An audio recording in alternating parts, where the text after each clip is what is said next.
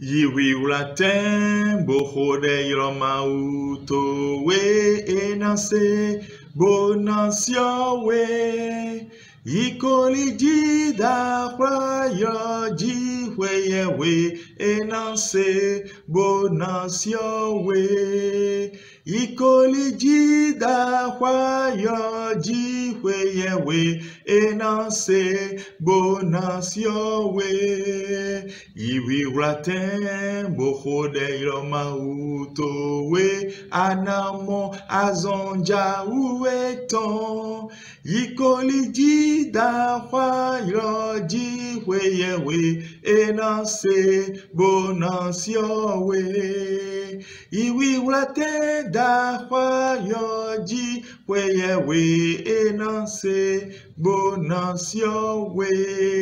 Bonjour et bienvenue dans Uppercut by Pastor G. Nous voulons commencer la formation des intercesseurs et ce sera une formation toute cette semaine. Nous allons parler de beaucoup de choses. Nous vous prions de prendre note et de les mettre automatiquement en application au risque de les oublier. Mais déjà, voici des généralités. Prier, c'est demander. Supplier, c'est demander avec insistance.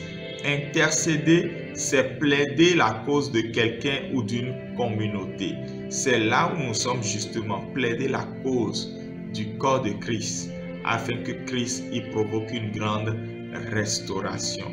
La prière d'intercession est donc la prière qu'on fait en faveur de quelqu'un ou d'une communauté ou d'un pays ou d'une situation, et souvent cela se fait avec beaucoup de supplications. Voilà pourquoi le premier intercesseur dans la Bible, c'est le Seigneur Jésus-Christ lui-même. Romains chapitre 8 nous le montre, Romains 8, 33, 34. Il est dit que Christ est à la droite de Dieu et il fait quoi? Il intercède pour nous. Le deuxième intercesseur révélé dans la Bible est toujours dans Romains 8, 26. C'est le Saint-Esprit. Lorsque vient notre faiblesse où nous ne savons même plus quoi dire dans la prière, l'Esprit de Dieu prend le relais et intercède par des soupirs inexprimables. Dieu, quoi qu'il n'ait pas été dit qu'il est un intercesseur et qu'on l'a vu en train d'intercéder, nous l'avons lu, il a cherché des intercesseurs et n'en avait pas trouvé. Je mets ça au passé parce que maintenant je sais qu'il en a trouvé, puisque tu m'écoutes et que tu es un prophète intercesseur. Alléluia. Ne refusons donc pas cet appel à l'intercession. Dieu aime l'intercession. Il veut qu'il y ait des hommes créés à son image qui fassent ce qu'il aime, ce qui fait battre son cœur. Par l'intercession, on prépare le terrain pour l'évangélisation. Par l'intercession, on rend la vie de l'église locale possible parce que sans l'intercession, le mal s'y assied. Et on croit que Dieu seul est en train d'agir alors que l'ennemi a trouvé des failles. Gardons donc premièrement les leçons que voici sur la vie de l'intercesseur. L'intercesseur est une personne qui maîtrise l'art de la prière. Donc c'est un habitué de la présence de Dieu. Quelqu'un m'avait dit un jour, pasteur, j'aimerais entrer dans le groupe d'intercession. J'ai dit, ah bon, tu as senti un appel? Il a dit non, j'aimerais apprendre à prier. Non, ce n'est pas dans l'intercession que vous apprenez à prier. C'est pour ça que ça doit être une personne qui est déjà prête. C'est sur elle que Dieu déverse son onction. C'est quelqu'un qui est déjà habitué à la présence de Dieu. Je ne dis pas qu'il prie pendant des heures, mais qui est habitué à la présence de son Père, qui aime aller vers son Père pour parler. Êtes-vous une telle personne? Recevez l'onction de l'intercesseur prophète au nom de Jésus. L'intercesseur connaît donc l'efficacité de la prière. L'intercesseur maîtrise les différentes formes de prière et l'intercesseur a une relation personnelle avec Dieu.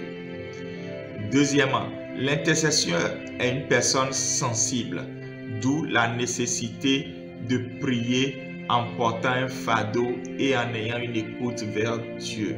J'avais promis qu'on reparlerait de la sensibilité.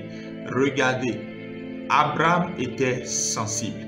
Il a discerné automatiquement que ces hommes qui étaient venus vers lui pour lui parler de Sodome et Gomorrhe, là où son neveu habite, étaient des hommes peu ordinaires.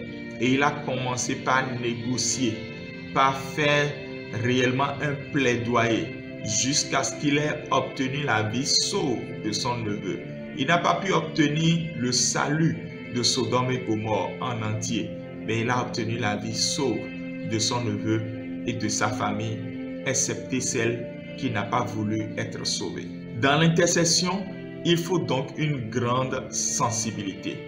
D'abord pour recevoir le fardeau. Depuis tout ce que nous disons, il y a quelqu'un qui ne comprend toujours pas pourquoi j'ai laissé ce que j'avais l'habitude de faire sur Hypercute et que j'enseigne sur l'intercession prophétique. C'est que la sensibilité n'y est pas. S'il n'y a pas la sensibilité, il n'y aura pas l'engagement dans l'œuvre.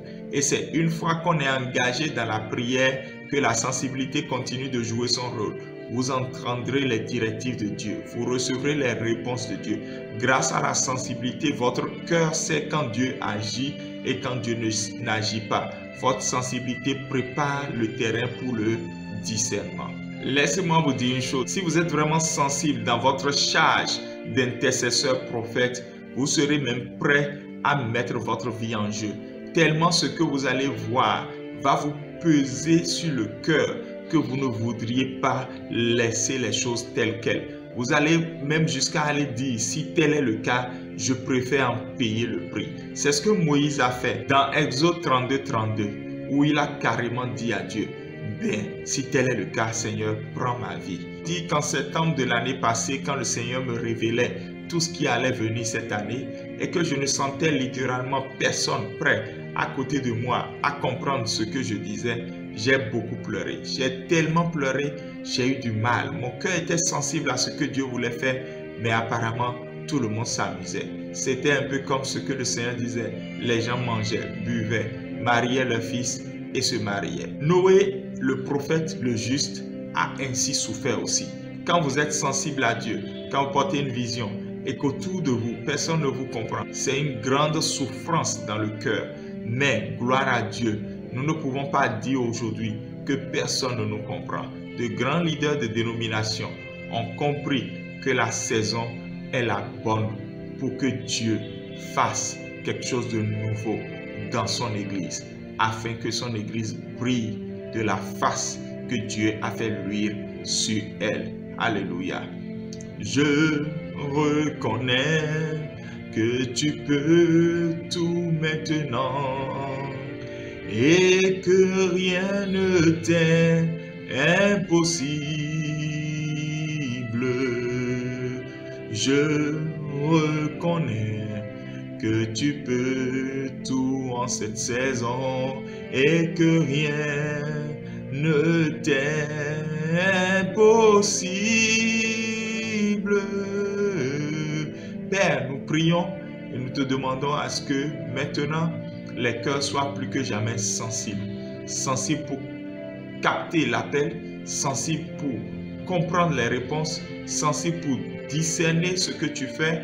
Nous prions afin que, Seigneur, cette formation ou plusieurs églises locales, des groupes d'intercession qui porteront la flamme du réveil, la flamme de l'œuvre que le Seigneur veut faire, préparer son épouse pour l'enlèvement, préparer l'église, débarrasser de la robe qui est tachée, laver la robe dans le sang de l'agneau et être prêt pour l'enlèvement, débarrasser l'église des fardeaux que nous nous sommes liés nous-mêmes sur la tête par des raisonnements humains. Père éternel Dieu, que ces groupes fonctionnent dans la soumission et dans l'obéissance à ta parole. Béni sois-tu, Père. Au nom de Jésus, nous avons prié. Amen. Shalom.